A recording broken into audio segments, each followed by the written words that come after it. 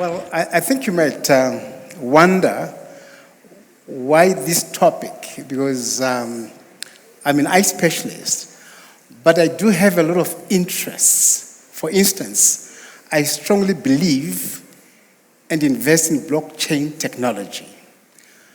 I also am very enthusiastic about art, so I invest in art and I collect art. I'm also a scuba diver, and I'm a dancer. I'm a Latino dancer. So I now am a dancing instructor. My topic is really about mindset, and it says black women, but not really, should be men and women. I got interested in this topic because I saw an article that Africa spends more than 6 billion every year buying hair products, either 100% human hair or synthetic hair fibers. And I thought to myself, that's a lot of money. After all, we have problems with clean running water. We have problems with sanitation. We even have cholera. In addition, I saw our ladies slapping their heads and scratching their heads, and the other races don't do that. And I said, what is going on here? Now, I travel a lot, and I go to India every year, I go to China, I go to Korea, I go to Brazil. And this is where I saw the hair being harvested. And as you might know, most of this hair either comes from dead bodies or live people who actually sacrifice their hair to their gods so that their lives can become better. So I saw homeless people, I saw people with terminal illnesses, I saw even people who had mental illnesses, their hair was being shaved off. And then some people came to gather the hair, removing worms and lice. And then when I was in Taiwan, it was the same thing. Women who died, their hair was shaved off and just before burial. And then they showed me a warehouse full of this hair. And I said to them, gentlemen, what are you doing with all this hair of dead people? And they said to me, oh, my friend, this is big business. Our biggest market is black people. They love this hair. We are making tons of money, billions of money, selling to black people. So it rattled me. And when I was flying back, I was thinking to myself, how did we end up in this space? So I came back, I wrote an article in the Sunday Mail. I didn't put my name. I just said, we have to think about what we're doing. And of course, women went ballistic. This stupid man who wrote this article, he doesn't have the money to buy his wife a wig, he must shut up. So I spoke to the ladies I work with. I have about 42. And I shared my experiences. And then I started giving lectures. So now I get invited to universities, churches, and schools to talk about this. The problem I think we have is that we think if we have Caucasian hair or we bleach our skin, we look like Caucasians, we are more presentable, more beautiful. I'd like to tell you today, I've had the privilege to dance with ladies from South Korea, from Japan, from India, from China, from Europe, and of course, black ladies. Let me tell you today that the black woman is one of the most, if not the most beautiful woman walking on planet Earth with her natural attributes, i.e. her natural hair and her natural skin. I'll explain myself. You see, Caucasians have this hair that black women desire so much. It's a biological adaptation to a cold environment. That's why they have that kind of hair. We can cover the ears as well. It's like sheep. We have sheep here. Let's go to Europe. They have wool. That wool is not for beauty. It's for survival in a cold climate.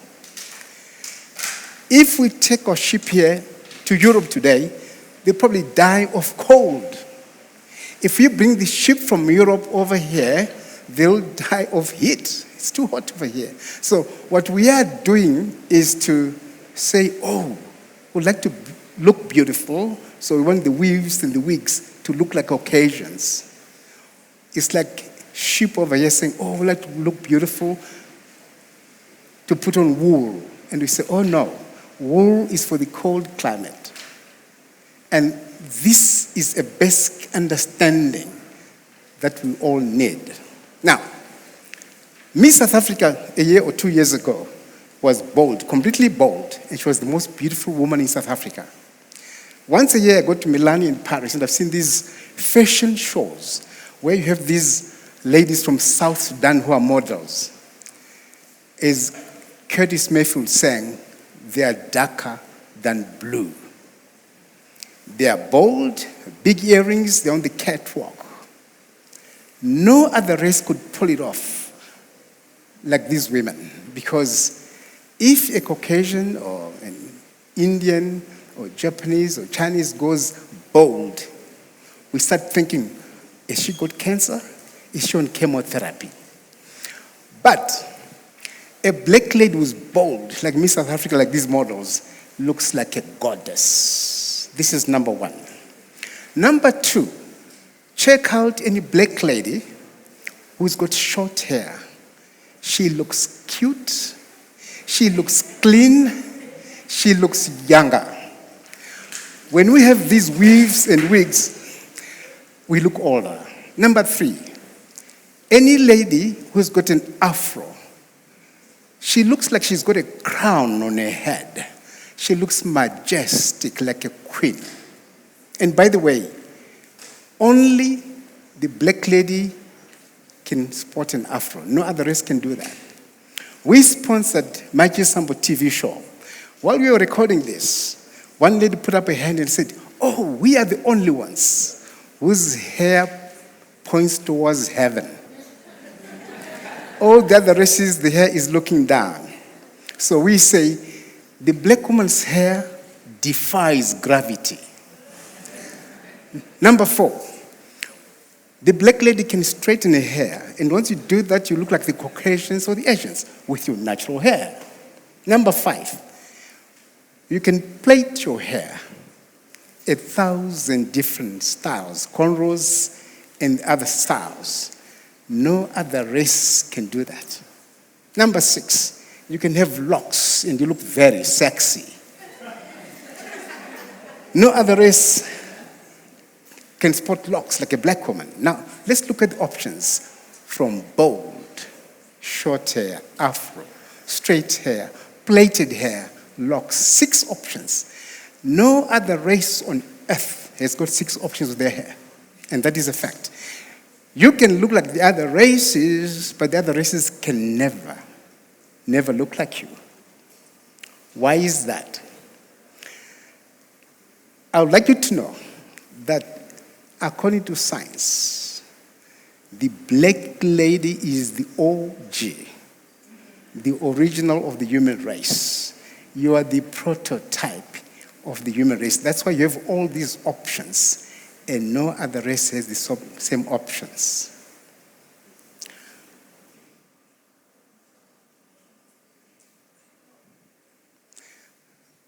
Wow, look at that.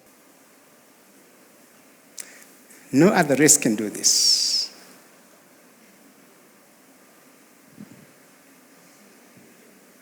This is a lady in South Africa. I attended, Beatrice Mtetwa, the lawyer. Her daughter was getting married, and I saw this lady in South Africa, and I took a picture of this. Now, we go to Shanghai every year, and this was in Shanghai, the manager of one of our companies, and this Chinese lady said to her, "Good Lord, how do you do this? This looks so exotic. It looks so expensive." And I said, "I keep telling you ladies, don't listen to me." In Europe, the designer houses, the models they use, they look for the darkest girl with the most natural hair. So there is Dolce & Gabbana, Emporium, and you can see for yourself. Can you play the video for me, please? I was invited a few years ago, the first time I spoke about this, by NASH, which is National Association of Secondary School Headmasters and Headmistresses. They were having a Trollbeck in Nyanga.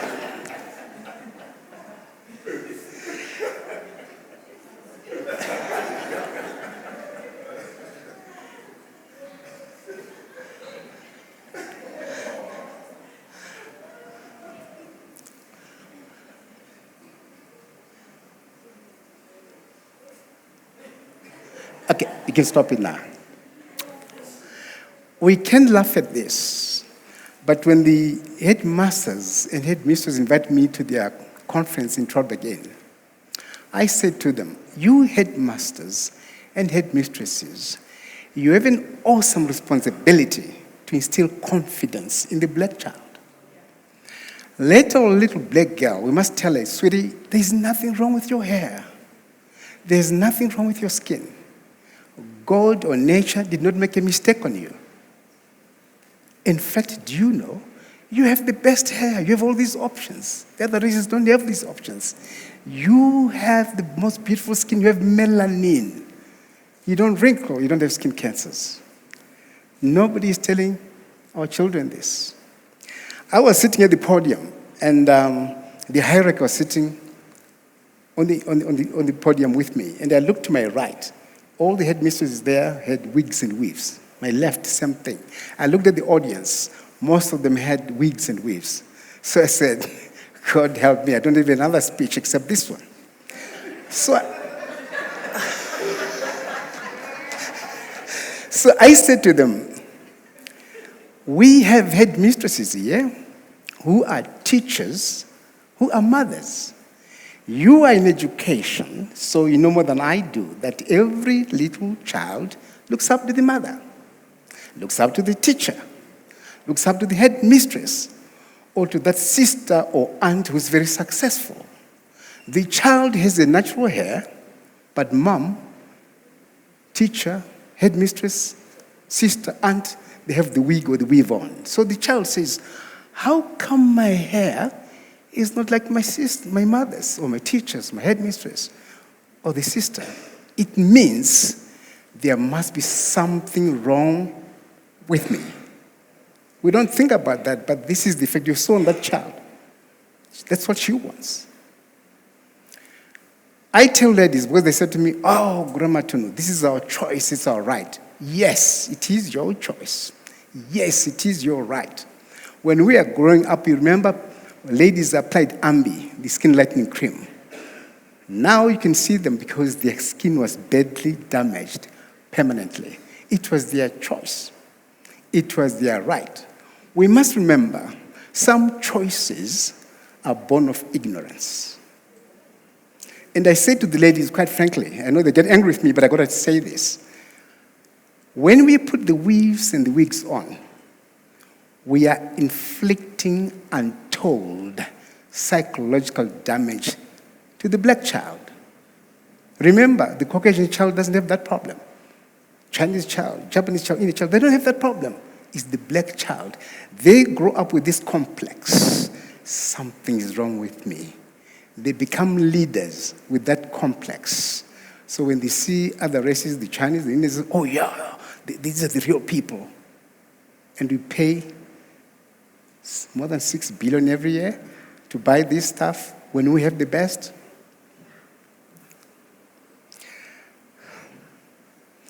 What can I say?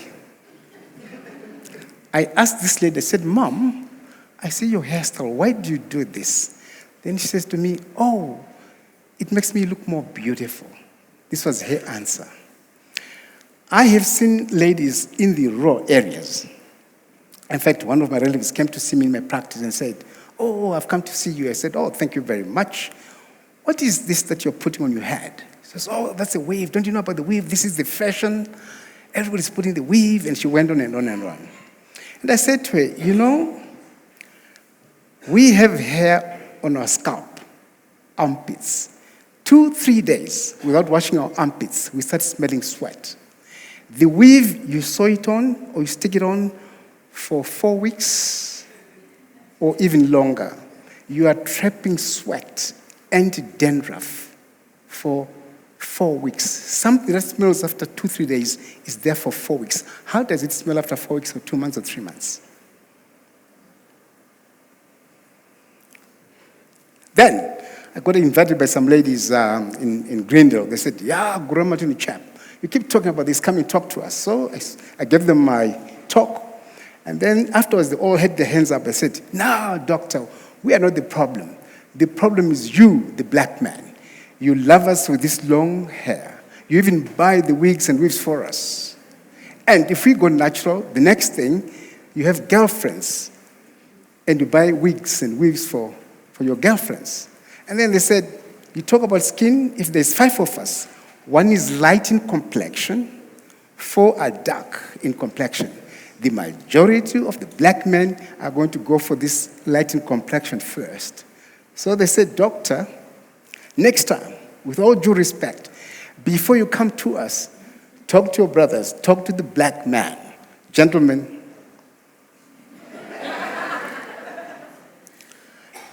the gentleman's over there. Can you play this video a little bit, please?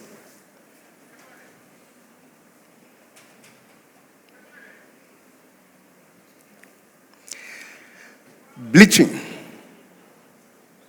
Removing the melanin.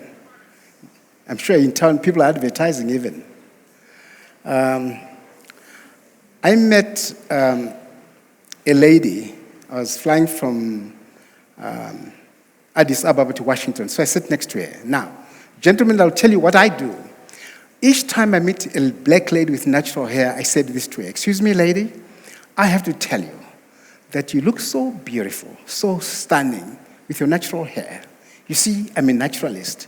I absolutely adore, I respect, and I truly appreciate natural hair. Because when you have natural hair, it means you've got confidence within yourself, who you are, what you are. You have inner beauty and outer beauty.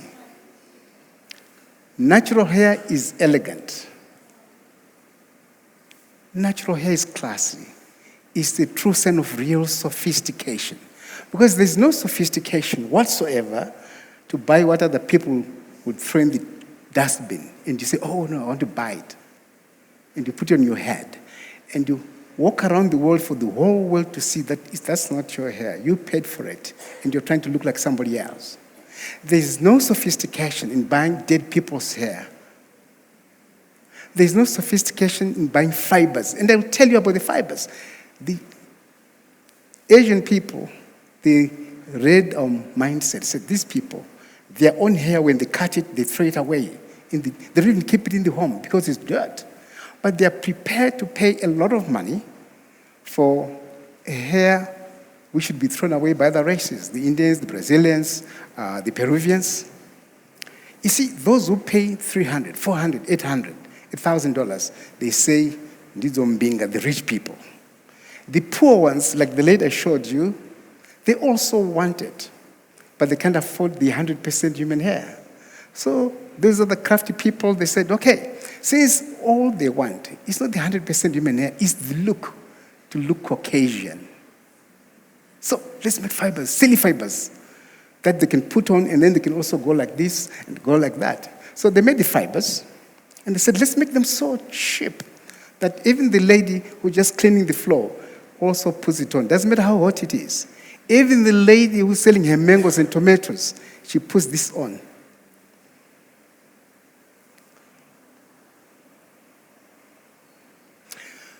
Imagine your body was covered by gold. How expensive it would be. This is today's figure. The price of gold per gram today is $73.75. You'd be having a very expensive body. Price of melanin is $396. That's today's price. If you have melanin, your body is covered by something 5-6 times more expensive than gold. This is a fact. And you bleach it off. People who don't have melanin, because I said Caucasians, their hair, their skin is for the north where it's cold, they don't have much sun. When they come over here, they are hit by our sun, they have skin cancers. Black women don't, or black people don't have skin cancers because they are protected by melanin, this expensive material, very expensive.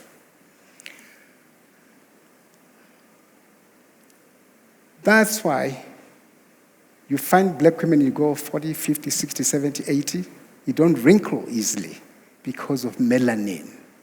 Those who don't have melanin in early 40s, they wrinkle. The skin cancers, that's why you see people who live with albinism, the albinos, they have all those terrible sores on their faces. That's skin cancers because they don't have the protection of melanin. So if you have friends, relatives who are bleaching, please, this is the worst thing. They are going to damage their skin. They're going to have skin cancers too. I'm about to finish. Now the lips. The black ladies have thick lips, fulsome, luscious, sexy. The other races, when they want to look beautiful, they inject Botox into their lips to give them volume. You have volume already. The behinds. I go to Brazil a lot, and I've seen doctors make a fortune, plastic surgeons, making the behinds bigger, and they have buttock implants. Ladies, nobody has behinds like the black woman. They are big, beautiful, and very erotic. People pay a fortune to have big bums. You can read for yourself, and this is a scientific fact. Scientifically, the black woman is the only organism that possesses the mitochondrial DNA that has all the variations possible for every different kind of human being on this earth. When the DNA of a black woman mutates, all other types of human beings come about. This is called the Eve gene and is only found in black women. This is a scientific fact. What does that tell you? The black woman, you are the mother of all the races. That's why you have all these options that other people don't have. That's why you have the melanin and everything. You are the mother of mankind. Because of ignorance, the original is trying to copy the copy. What shall we do about this? Now, I give these talks. I've got other interests, but this, for me, is very important. It explains our poverty. And those of you who travel, Mumbai is 21 million people. Beijing is 23 million people. Shanghai is 28 million people. Delhi is 35 million people. We are only 15, 16 million people. What do we have? We have diamonds, gold, platinum, third largest deposit in the world. We have lithium. We have more than 60 different minerals. Our soils are climate. You want bananas, you want blueberries, you want sugar, you want cotton. Everything grows here. But look at the poverty here. The problem why we have poverty is mindset. That's what it is. If you go around putting somebody's trash on your head, and everyone can see, what kind of a mindset is that? This is why the other people who know how we think, they go to Mtoko and said, oh yeah, we found some granite over here. So please remove your homes. Even the cemetery, dig it up. We want to dig granite. You and I can't go to any country in the world and do that. But people realize how we think. We are used for labor just to dig up the granite, our own granite. Give it to them. We are paid labor. After that, we look at the holes left behind and our poverty. And our ladies follow to Asia with a bit of foreign currency to buy those fibers. That's who we are. We've got to change the mindset. Now, we're starting an academy.